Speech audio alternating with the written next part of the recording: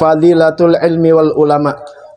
Keutamaan ilmu dan ulama, tentunya adalah ilmu agama. Qala Nabi sallallahu alaihi wasallam, ya kalau disebut nama Nabi berselawat insyaallah dapat syafaat Nabi Muhammad sallallahu alaihi wasallam. Qala Nabi sallallahu alaihi wasallam libni Mas'udin, bersabda Nabi Muhammad sallallahu alaihi wasallam kepada Ibnu Mas'ud radhiyallahu an. Nabi Muhammad sallallahu alaihi wasallam beliau berkata kepada Ibnu Mas'ud yang bernama Sayyidina Abdullah bin Mas'ud, yang sudah diterangkan bagaimana Sayyidina Abdullah bin Mas'ud ini adalah salah satu sahabat Nabi yang berkhidmat kepada Nabi. Jadi di zaman itu, di zaman sahabat, mereka kepada Nabi bukan hanya mengambil ilmu-ilmunya, tapi juga berkhidmat. Makanya para habaib itu kepada murid-muridnya diajarkan bukan hanya ilmu, hikmat. Apa hikmat? Pelayanan. Melayani seorang guru. Apalagi yang dilayani adalah bukan hanya guru tapi juga sebagai rasul. Di antaranya Ibnu Mas'ud adalah di dalam kitab ini yaitu tukang pegangin sendal Nabi. Kalau udah megangin sendal Nabi bukan dipegangin tapi ditaruh sendalnya yang kanan ditaruh di bahunya, sebelah kiri ditaruh di bahu yang kiri, dimasukin. Ya, kalau kita zaman sekarang tuh takut kehilangan. Kalau sekarang sendal Ustadz, sendal Habib, udah didiemin. Dia ditaruh aja sembarangan, pas maulid nyariin, hilang. Ya. Nah, ini Nabi Muhammad SAW berkata kepada Ibnu Mas'ud radhiyallahu ta'ala anhu, ya Ibnu Mas'ud, hai Ibnu Mas'ud, julusaka sa'atan fi majlis ilm. Duduk sesaat kamu di majlis ilmu. Sesaat, setengah jam, 1 jam, 2 jam duduk di majlis ilmu. Sama-sama kita tahu dalam kitab yang lain, di dalam kitab Tanbihul Ghafilin, itu majlis ilmu itu beda dengan majlis yang lain. Pernah satu hari Nabi Muhammad SAW, beliau masuk ke dalam masjid. Di dalam masjid ada 2 pengajian para sahabat nih. Ada yang sedang dalam zikir, perkumpulan itu, ada yang sedang membahas ilmu. Yang satu zikir. Kata Nabi, ini keduanya adalah kebaikan. Baik itu majelis ilmu maupun majelis zikir. Tapi kata Nabi, dalam 2 kebaikan ini ada yang paling afdol. Maka Nabi duduk di situ, yaitu majelis ilmu. Ya, di dalam kitab yang lain, orang kalau berzikir tanpa ilmu, itu kebodohan. Akhirnya bisa tertipu oleh syaitan. Nanti di sini bahasannya ada ya yang akan kita bahas tentang orang alim dan orang abid belakangan. Ini dulu yang kita bahas. Duduk sesaat di majelis ilmu. Tentu ada guru, ada murid. Walaupun 1-2 orang sama aja, nggak dibilang banyak atau sedikit. Oh majelis ilmu orangnya ribuan, tidak. Justru yang namanya majelis ilmu di akhir zaman sangat sedikit. Ini banyak begini nih udah lumayan, alhamdulillah. Ya, biasanya paling potongan 6 orang, 7 orang setengah, sama anak kecil atau. Tapi kalau majelis zikir, majelis burdah, majelis maulid rame. Baik, bagus, tapi itu sunnah. Yang bagus, yang baik, yang wajib adalah majelis ilmu. Sultanul Ilim. Ya, pada zaman ini yang dikatakan Sultanul Ilim, digelari julukan Sultanul Ilim Al-Habib Al-Imam Al-Habib Al-Habib Salim Asy-Syatiri rahimallahu ta'ala rahmatan abrar almarhum. Ya, siapa nggak kenal beliau? Al-Habib Salim Asy-Syatiri, Sultanul Ilim, digelari oleh para ulama, termasuk guru dari Habib Umar bin Hafiz. Beliau mengatakan, majlis ilmu itu adalah lebih afdol daripada majlis-majlis yang lainnya. Baik itu majlis burdah, majlis maulid, majlis zikir dan sebagainya. Yang cuma baca-bacaan, bagus. Tapi yang wajib dilupakan itu di akhir zaman sudah beliau katakan. Ya, alhamdulillah. Jadi kita yang biasa ngomong ada yang sama gitu. Ya, artinya jadi nggak salah kita. Ya, karena kita teriak dari dulu penuhin majlis taklim. Majlis maulid itu atau maulid yang tahunan bagus cuma sebagai langkah atau batu loncatan untuk kita duduk di majlis ilmu. Jadi di maulid itu supaya orang jadi gemar dengan apa yang dibawa Nabi, dan sunnah Nabi yang terbesar adalah ilmu. Ya, akbarus sunnah ihya'ul ilm. Sunnah yang terbesar adalah menghidupkan ilmu agama. Tuh, sunnah yang terbesar adalah apa? Menghidupkan ilmu agama. Sebab dengan menghidupkan ilmu agama, ya, ilmu-ilmu yang kita tahu kan sumbernya dari mana? Apa dari barat? Sumbernya tentunya satu, dari baginda Nabi besar Muhammad. Nah, dari situ kita tahu sunnah-sunnah Nabi. Tuh, lantaran ilmu, pakai sifat mata, pakai baju ini, pakai itu, pakai ini, cara itu. Itu sebab apa? Sebab ilmu. Nih, contoh satu nih, kalau kita nggak belajar ilmu, kita nggak paham. Anak murid aneh yang lama sih udah ngajarin. Kalau kita buka puasa, doanya apa? Allahumma lakasum tuh. Ya. Doa yang Nabi ajarkan makan itu adalah Allahumma barik lana. Kok kenapa ketika puasa hilang? Mestinya yang dibaca itu dulu, doa hendak makan. Allahumma barik lana fima razaqtana wa qina, baru makan pakai tangan kanan. Setelah makan 1 gigit 2 gigit, terbuka gak sudah? Buka puasa kan? Baru bilang Allahumma lakasumtu wa bika amantu aftartu, aku telah berbuka, udah buka. Nah, sekarang kita doa belum buka. Pertamanya Allahumma lakasumtu pakai fi'il madhi. Ya Allah, kepadamu aku telah berpuasa. Lah, kita kan belum buka, masih berpuasa.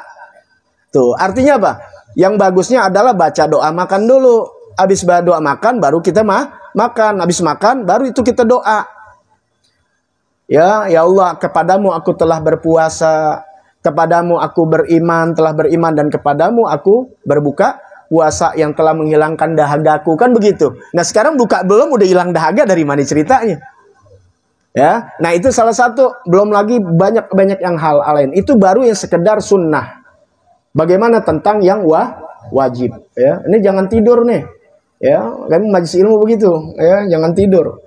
Ya, jangan nunduk juga ngeliatin ke depan. Ya, itu bukan adab. Ya, ini jadi belajar. Adab itu bukannya nunduk aja, jadi orang nunduk aja. Jangan salah, kalau ngaji jangan nunduk.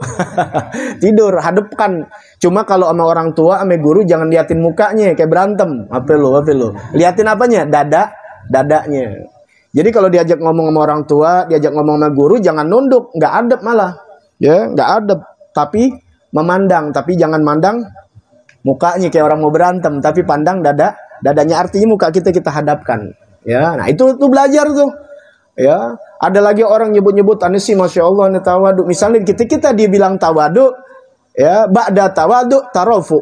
Setelah tawadu tarofu, mengangkat diri. Itu belajar dalam kitab Al-Hikam, Ibnu Athaillah Al-Iskandari. Ya, ini kalau belajar ilmu-ilmu udah mainnya filsafat, ilmu hikam. Nah, itulah dari mana? Dari ilmu. Pakai pelajari ilmu fikih, pelajari ilmu tauhid, apalagi nih, supaya nggak goncang. Kalau tauhid kita udah kenceng, mau ngapain aja udah nggak jadi masalah. Tuh, Sayyidina Musa alaihissalam, seorang nabi kalimullah, diajarin sama Allah Ta'ala tuh tauhid. Ketika sakit gigi, ya, minta sama Allah obatnya, dikasih ilham, dikasih wahyu. Ada satu rumput, dicari sama Nabi Musa, dimakan, baik sakit giginya. Menjelang udah lama, sakit gigi lagi, langsung ngambil tuh obat itu, dimakan, nggak baik. Ini didikan. Ya, bahwasannya harus bergantung kepada Allah. Itu hanya sebab. Obat itu sebab, yang menyembuhkan siapa? Allah. Tuh, kalau belajar adab lagi, kalau kita sakit jangan bilang bahwa Allah. Dalam Al-Quran dididik Nabi Ibrahim dengan perkataannya, wa idza maridtu fahuwa yashfin. Jika aku sakit, fahuwa yashfin, maka Allah yang menyembuhkan. Kalau kita terbalik, gue lagi sakit nih, seakan-akan tuh kayak orang hebat gitu. Padahal itu nggak adab. Bener, hakikatnya dari Allah. Tapi harus kita bilang kita yang sakit. Pasti karena kita yang perbuat. Tapi Allah yang maha menyembuhkan. Ya, itulah salah satu daripada adab kita dalam sakit. Dan dalam sakit itu ada hikmahnya. Itulah rahmat. Ini karena lagi belajar. Kalau nggak belajar kita nggak tahu rahmat itu. Masya Allah, semoga kita dapat rahmat. Ya lagi seneng, enak dibilang rahmat, makan kebuli dan sebagainya. Gue lagi sakit. Padahal sakit itu rahasia rahmatnya Allah Ta'ala. Di situ banyak pengampunan dosa, diangkat derajat dan sebagainya. Dengerin. Julusuka sa'atan fi majlis ilm. Duduk kamu sesaat di majlis ilmu. La tamassu qalaman wa la taktubu harfan. Kamu duduk di majlis ilmu, tidak memegang pulpen, tidak memegang buku, nggak nulis. Ini pada nulis nggak? Enggak. Megang pulpen nggak? Apalagi kalau megang pulpen, megang tulisan. Masya Allah. Ini nggak megang buku, nggak megang tulisan. Inilah kalau pemahaman dalam agama begitu. Oh enak ya, nggak nulis, nggak megang buku aja dapat begini pahalanya. Nah artinya apa lagi kalau dia mau nyatet. Nah, makanya belajar yang benar. Duduk sesaat di majelis ilmu, nggak megang buku, nggak megang pulpen, nggak nulis, nggak megang pena. Ya, khairun laka min itkin alfi raqabah. Masih lebih bagus buat kamu. Ini Nabi sedang ngomong sama Ibnu Mas'ud. Kamu duduk ya Ibnu Mas'ud di majelis ilmu, gak megang pulpen, gak megang buku, masih lebih bagus dari buat kamu. Artinya lebih bagus ini nih, duduk di majelis ilmu. Dari apa? Min atki alfi raqabatin, daripada membebaskan 1000 budak. Pada zaman Nabi itu yang namanya budak, satu budak harganya bisa seperti mobil Alphard kali. Mahal, miliaran.